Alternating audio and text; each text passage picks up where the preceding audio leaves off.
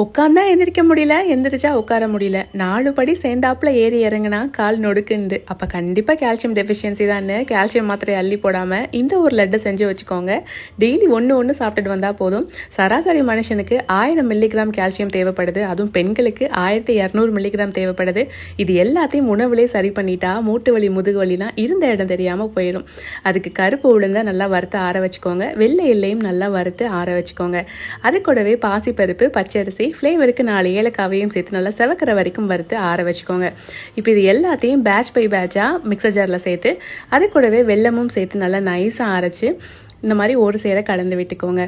இப்போது இது கூடவே 50 ml நெய்யை காய்ச்சி நல்லா சுட சுட அது கூட சேர்த்து கை பொறுக்கிற சூடு வந்ததுக்கப்புறம் நல்லா கையிலேயே கலந்து விட்டுக்கோங்க.